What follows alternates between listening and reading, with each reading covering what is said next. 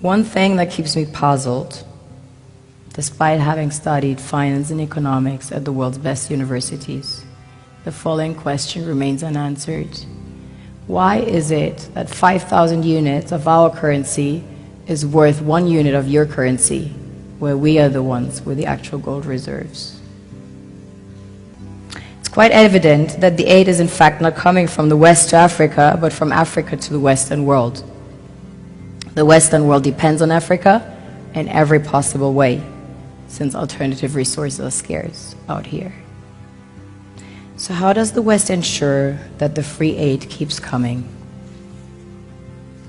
By systematically destabilizing the wealthiest African nations and their systems, and all that backed by huge PR campaigns, leaving the entire world under the impression that Africa is poor and dying and merely surviving on the mercy of the West. Well done, Oxfam, UNICEF, Red Cross, Life Aid, and all the other organizations that continuously run multi-million-dollar advertisement campaigns depicting charity porn to sustain that image of Africa globally. Ad campaigns paid for by innocent people under the impression to help with their donations. While one hand gives under the flashing lights of cameras, the other takes in the shadows. We all know the dollar is worthless, while the euro is merely charged with German intellect and technology, and maybe some Italian pasta. How can one expect donations from nations that have so little? It's super sweet of you to come with your colored paper in exchange for our gold and diamonds. But instead, you should come empty-handed, filled with integrity and honor. We want to share with you our wealth and invite you to share with us.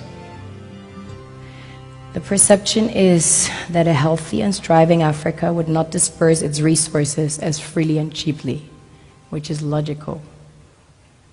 Of course, it would instead sell its resources at world market prices, which in turn would destabilize and weaken Western economies, established on the post-colonial free meal system.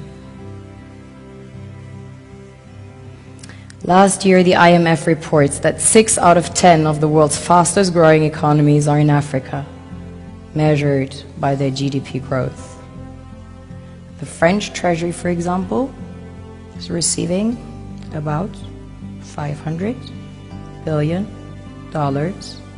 year in, year out. Foreign exchange reserves from African countries based on colonial debt they forced them to pay. Former French President Jacques Chirac stated in an interview recently that we have to be honest and acknowledge that a big part of the money in our banks comes precisely from the exploitation of the African continent. In 2008, he stated that without Africa, France will slide down in the rank of a third world power. This is what happens in the human world, the world we have created. Have you ever wondered how things work in nature? One would assume that in evolution the fittest survives.